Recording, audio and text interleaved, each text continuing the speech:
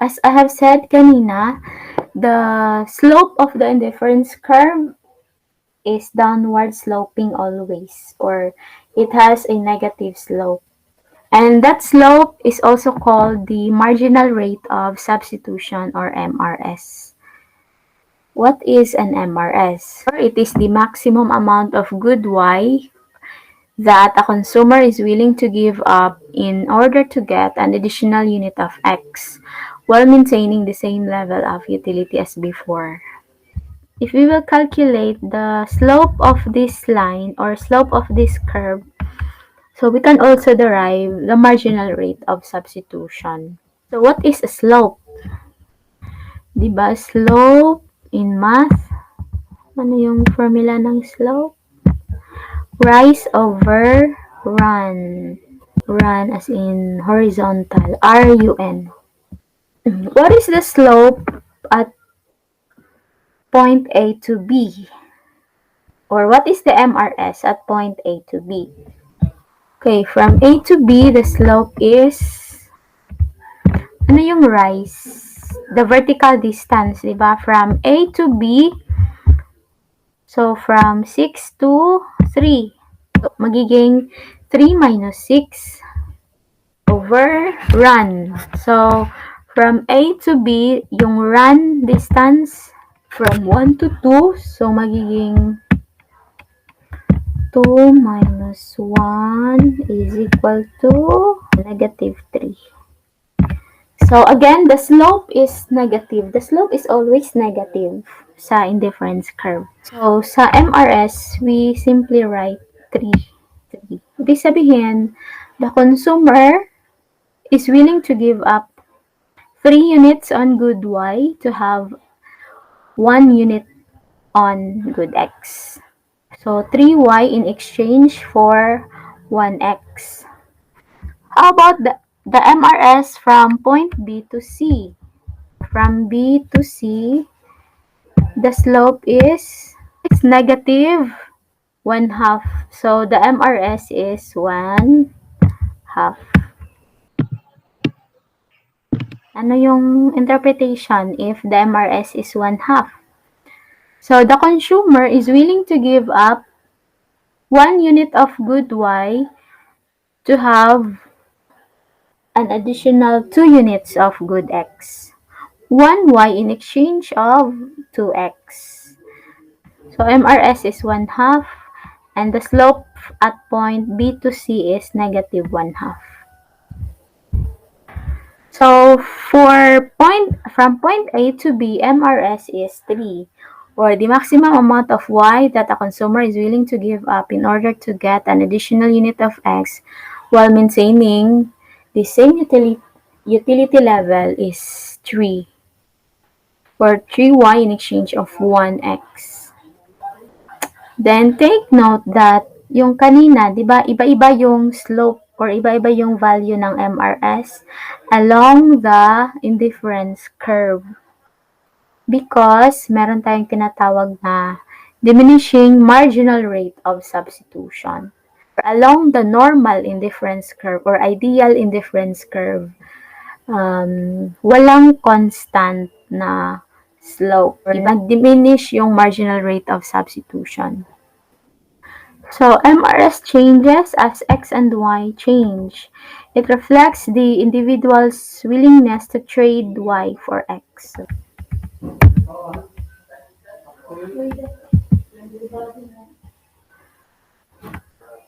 Mathematically, then, we can solve for the value of an MRS. So, kanina, graph, di ba? We calculate the MRS graphically. This time, we will try to calculate MRS using equation or using the utility function. So, mathematically, MRS is the ratio of the marginal utility of X to the marginal utility of Y. Okay, merong ganitong utility function. So, U is a function of the product of X and Y. And the slope of the indifference curve is also the marginal rate of substitution. how to compute the marginal utility of x. So, marginal utility of x, mathematically, so we denote that as mu of x is equal to this equation, the partial derivative of u with respect, or itong parang divided by the partial derivative of x. So, para makuha natin yung mu of x, we isolate the effect of y. And to derive mu of y, we set the value of x as constant. So, if meron tayong nakuhang mu of x and mu of y, so, yung ratio nila, yun si MRS of x and y. Dito sa mathematical derivation of MRS, we need the basic, not basic, the concept in math about calculus.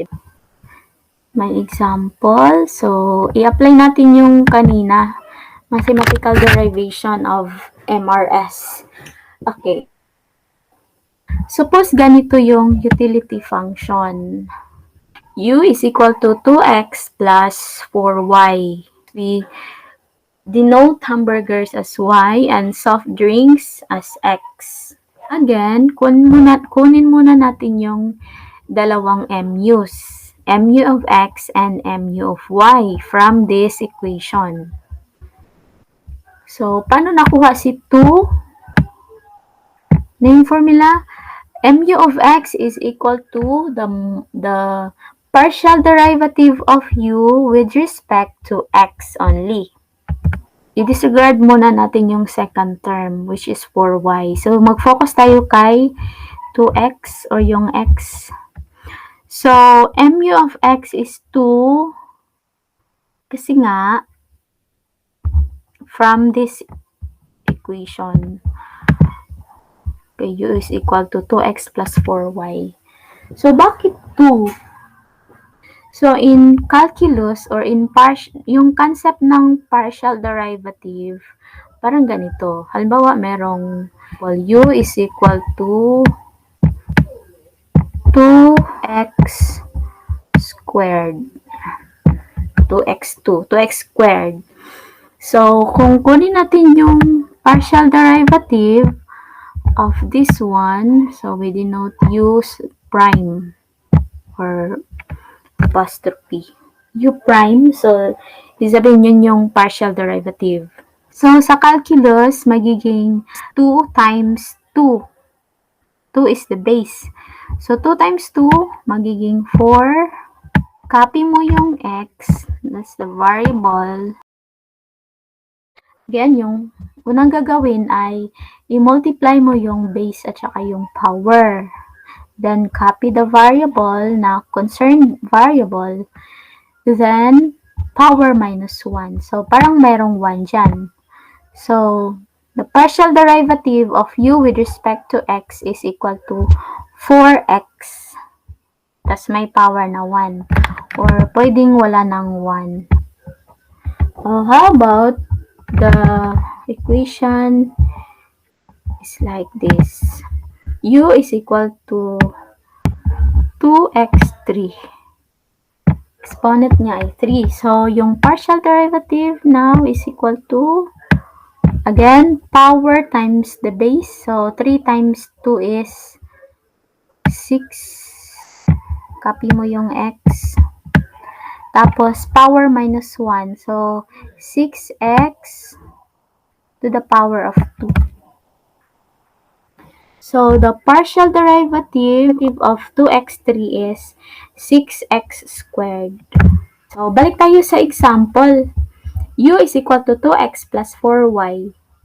So, ano yung partial derivative of this equation with respect to x? Again, ano yung power ni x dito? 1 lang, di ba? Or pwedeng imaginary 1, merong 1 dyan. So, 1, power 1 times 2 na base. So, 2. Diba? 1 times 2 is 2, then copy the variable. Then, power minus 1. So, merong 1, diba? Imaginary 1 minus 1, magiging 0, diba? Baga 0 dyan. So, 2x to the power of 0. In math class, any figure na ang power ay 0, that is equivalent to 1. Halimbawa, 1 to the power of 0 is 1. 2 to the power of 0 is 1. So, kung x to the power of 0 is 1, so 1 times 2 is 2. So, kaya, yung mu of x is 2. Then, mu of y naman, partial derivative of u with respect to y is same lang, di ba? So, to solve for MRS of x and y, okay, we need to derive first the ratio of the marginal utilities of x and y. So, based sa formula ng MRX, that MRS is equal to mu of x over mu of y. Once we solved the MUs or marginal utilities of the two goods, X and Y, then we can now solve for the MRS. So again, by dividing the two marginal utilities, we can solve the MRS of X and Y. So, na-solve na natin yung MU of X, which is 2, and MU of Y is equal to 4. Kunin natin yung ratio of the two MUs. So, 2 over 4, that is 1/2 or 0.5. The MRS implies that a consumer is willing to trade away 1x for 2y. So, I will give exercises or practice questions or as an application for this discussion. Then let's go now to examples of utility function. First, we have the Cobb-Douglas utility. So this type or this utility equation was named after Cobb and Douglas. Utility of x and y is equal to x to the power of alpha times y to the power of beta. See, alpha and beta are positive constant, and the relative sizes of alpha and beta indicate the relative importance of the goods. For higher economics, if you are economic major, then we will go back to this equation, or we will use this equation. Next is perfect substitutes for a utility function describing that the two goods are perfect substitutes. And here, we assume that x and y are the two goods. So, dito, si x and y daw are perfect substitutes. And the equation, if the two goods are perfect substitutes, ay ganito siya. Can you think of a goods or service na perfect substitutes? Ibig sabihin, kung absent walang good x, perfect substitute si good y. Just one example of perfect substitutes goods ay yung isang 10 peso coin, tapos yung ka-perfect substitute niya ay dalawang 5 peso coin. And graphically, the indifference curve of the perfect substitutes goods ay ganito siya.